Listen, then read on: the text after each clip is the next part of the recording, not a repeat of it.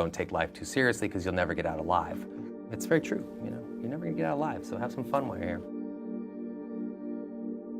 I read that you were actually supposed to be in college and you moved to LA without your parents knowing. Is that true?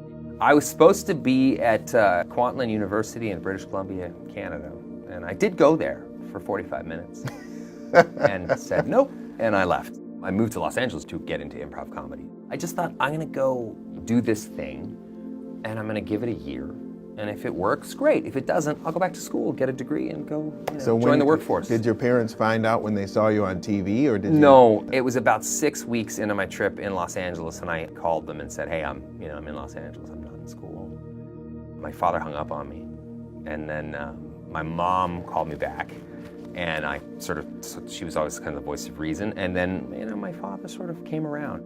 I eventually ran out of money, so I just asked an agency to meet with me, and I called about 10 of them, and then I finally got my foot in the door with one really small agency, and I bullshitted them. I just said, if you send me out on 5 auditions, I don't care what they are, what they're for, I promise you'll come back with one. And somehow I got the 4th one. I got a sitcom, which was probably still the best job I've ever had, because it was the residuals? No, it had nothing to do with money. The Okay. best job I've ever had, because it was a live audience. It was like kind of what I wanted to be doing anyway, which was improv comedy and that kind of stuff. It was a live audience that would pour in, and then the sitcom world is about a 6 or 7 or 8 month at most job a year. I mean, you finish your season and then you're free.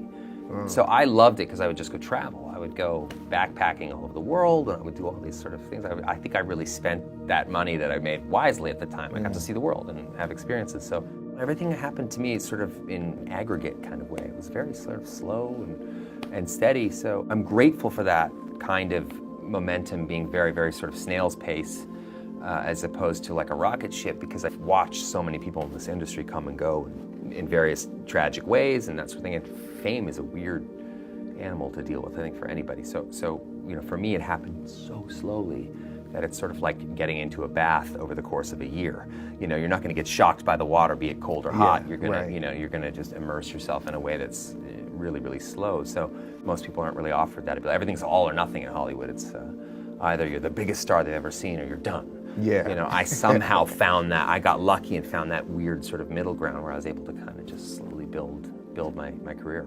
When you envisioned your life as an adult, was acting the thing that you wanted to do, or was there another career at 5 or 6 years old that you thought about? No, I mean, I always thought I'd end up as in law enforcement, like my family. So I didn't imagine that acting was a way to get out of the house.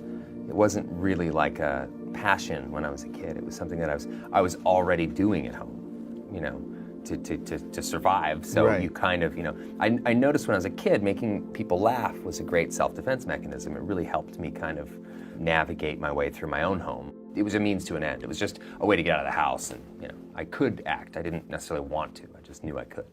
Well, what was it like in high school, the fact that you were doing this acting? How did your peers perceive that? I hid it largely in high school. Then I never celebrated. It was always something I kind of really tried to keep as quiet as possible. For me, high school was a situation where the more invisible I was, the more kind of happy I was. So I just wanted to get through that shit show and go live my life. And a lot of the stuff I did was shown in the United States, but not necessarily shown in Canada. So I could kind of get away with that. You're the youngest of 4 brothers, including a couple who became cops? My dad was a cop as well. Okay, so how did you stay alive as the youngest of 4?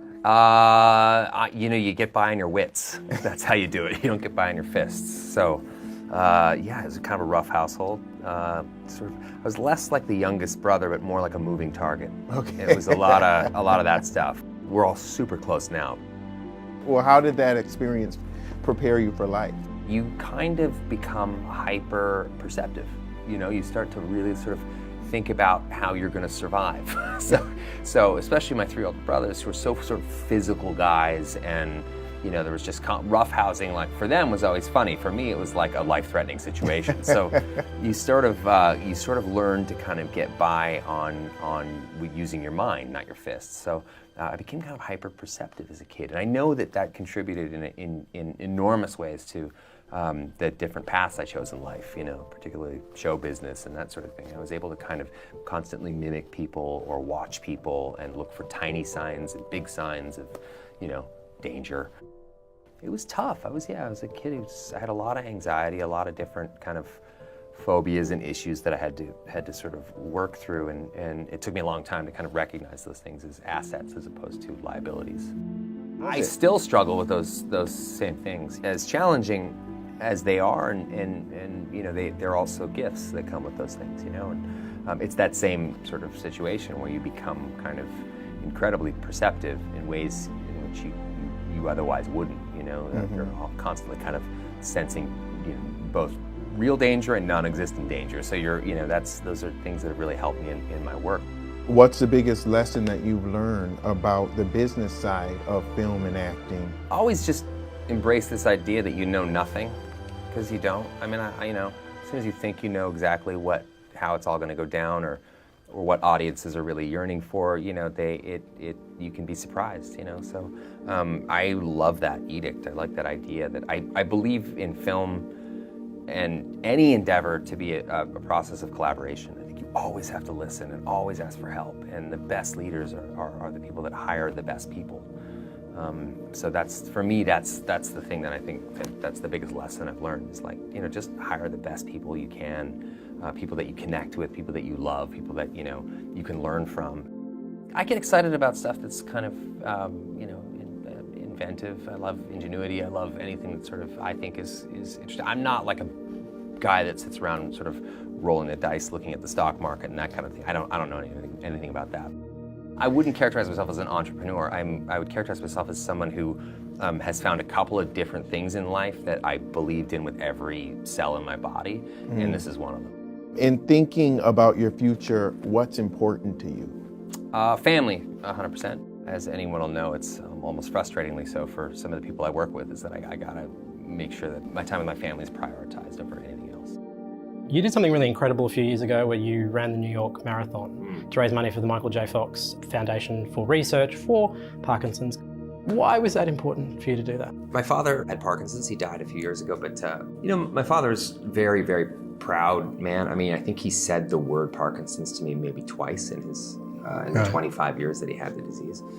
So I think the more people talk about it, the more I see guys like my father, who is a sort of the archetypal strong man, the guy who, don't talk about your feelings, cram them down, and sort of robbed of his physicality, and he was strong, he's an ex-boxer or cop, I think part of his identity was that he was a very strong man, so it forced him to kind of reassess all those things, which was in a way a good thing. But in the end, that loss of self and not quite knowing where you stand in any given moment is pretty tough. So I wonder if some of those underlying ideas or reasons we do get sick or sicker is because we're not sort of expressing ourselves or letting things out.